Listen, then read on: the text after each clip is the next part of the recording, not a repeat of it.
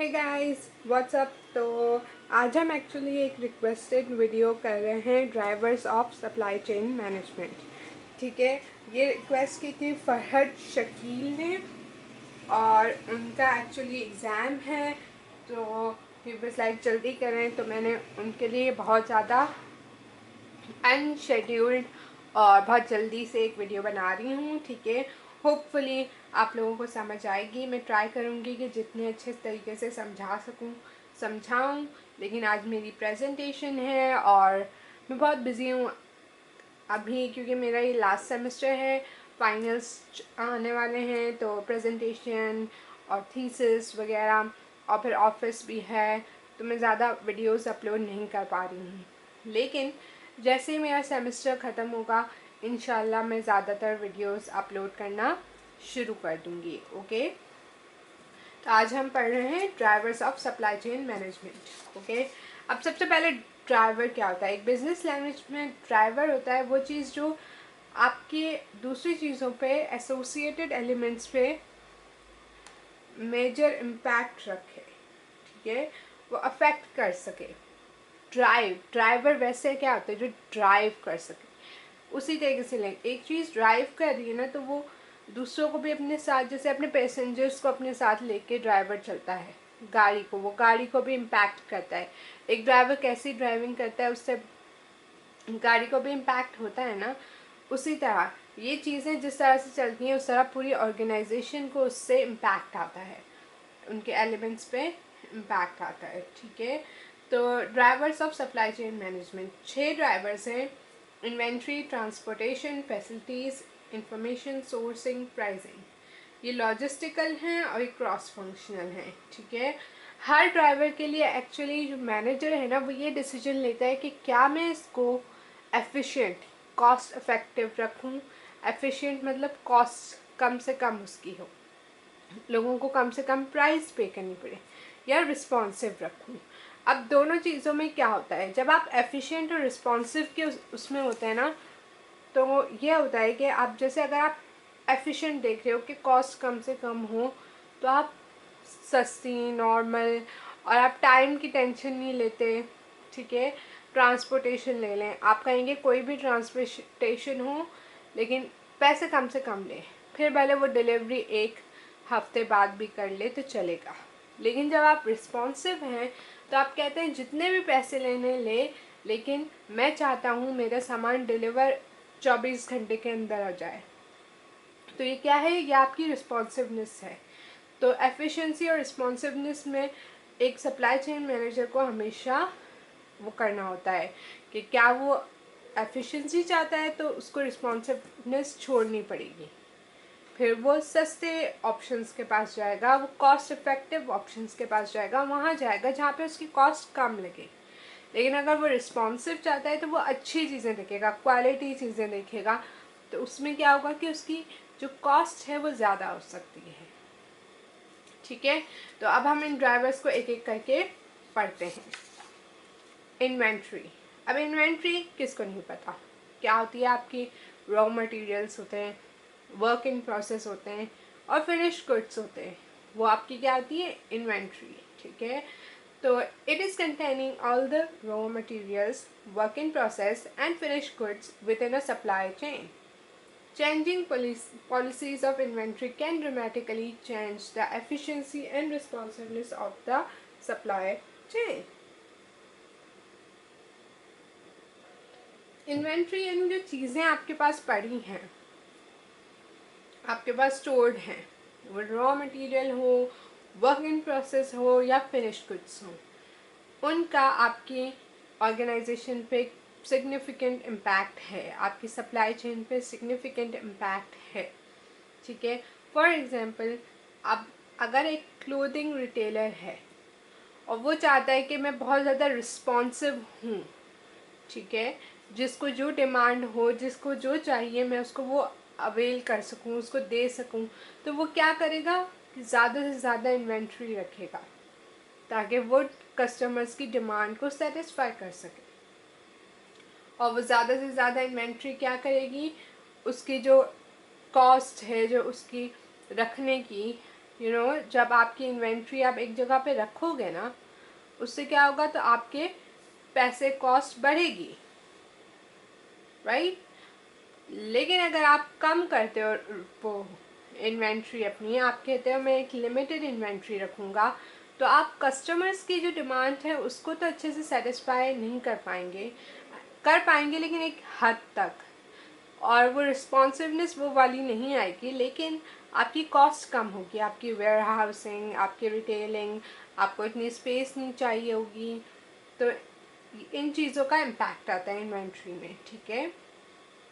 तो एक मैनेजर को हमेशा देखना होता है कि वो रिस्पॉन्सिव होना चाहता है, ये कॉस्ट एफिशिएंट, और ये आपकी यूजुअली स्ट्रेटजी, जो ऑर्गेनाइजेशन की स्ट्रेटजी है ना, उस पर डिपेंड करती है। फॉर एग्ज़ाम्पल, एक मल्टी नेशनल कंपनी है, अब मैं अभी कौन सी एग्जांपल दूँ, कौन सी चीप मल्टी नेशनल का, निविया। निविया इतनी महंगी नहीं है, ठीक है, तो वो कॉस्ट अफेक्टिवनेस अपनी देगी, लेकिन वो मल्टी नेशनल है, तो उसकी आप एक काम करें, लोकल किसी जगह के लेने, सही। अब अपने घर के नीचे जो स्टोर है, ग्रोसरी स्टोर, वो क्या करता है, वो चाहता है कि कॉस्ट कम से कम हो। फिर आप भले कभी उससे कोई चीज़ पूछने जाएँ, उसके पास हो सकता है ना हो, वो आपको उसका अल्टरनेटिव दे, आप फिर शायद वो अल्टरनेटिव ना लें, क्योंकि आप कहेंगे यार ये चीज़ तो मैं यूज़ ही नहीं करता, नहीं सॉरी, मेरा बिलीफ उस चीज़ पे है। लेकिन वो अपनी कॉस्ट कम से कम रखना चाहता है, तो उसके लिए बिज़नेस काम कर रहा है।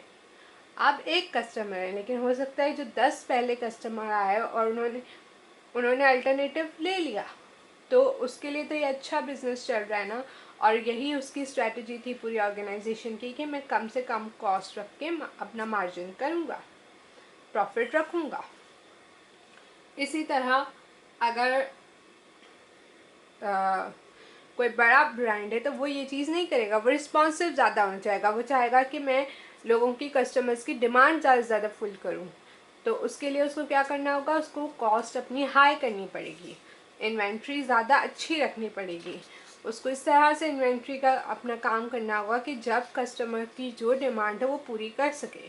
अब ऑब्वियसली जब जो वाला सीन नहीं है, लेकिन आप पॉइंट गेट कर लेंगे ना, मतलब आप अपने कस्टमर्स की सेटिस्फाई कर सकें, ठीक है। तो इन्वेंट्री। अब नेक्स्ट है ट्रांसपोर्टेशन। ट्रांसपोर्टेशन क्या है कि इन्वेंट्री की मूवमेंट एक पॉइंट से दूसरे पॉइंट तक, सही है। अब इसमें क्या है कि ट्रांसपोर्टेशन बहुत डिफरेंट मोड्स ले सकता है, रूट्स ले सकता है, और हर चीज़ का मतलब एक डिफरेंट इम्पैक्ट होता है ऑर्गेनाइजेशन पे, राइट। अगर आप फॉर एग्जांपल एक ट्रक पे जाते हैं तो अलग, आप एयर शिपिंग कराते हैं तो उसका अलग इम्पैक्ट है। एयर शिपिंग जल्दी होगी, रोड शिपिंग स्लो होती है, राइट।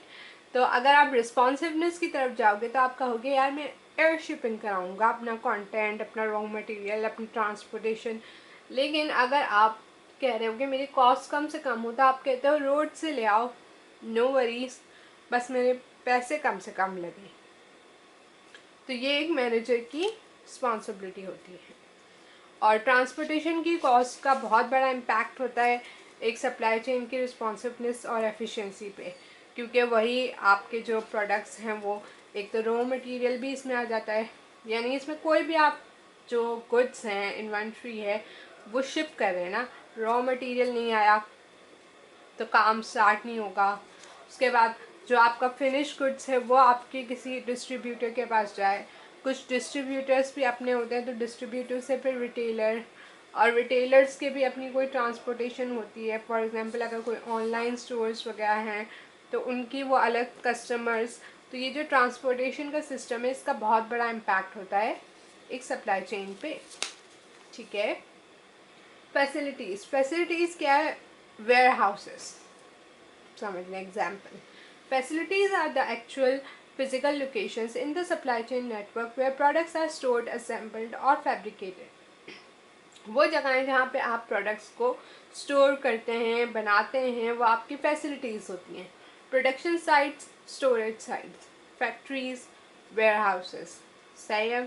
तो फैसिलिटीज़ क्या है कि आप उसमें देखते हो कि मेरी लोकेशन क्या होनी चाहिए फैसिलिटीज़ की। आप अगर रिस्पॉन्सिवनेस चाहते हो, आप चाहते हो कि मेरा जो फिनिश गुड्स है जैसे ही बने फ़ौरन से मेरा जो भी XYZ रिटेलर है उसके पास पहुंच जाए, तो आप क्या करोगे, आप अपनी लोकेशन जो है रिटेलर के आसपास रखोगे फैक्ट्री की, ठीक है। और इसके अलावा कैपेसिटी पे भी डिपेंड करता है कि आपको कितनी कैपेसिटी चाहिए।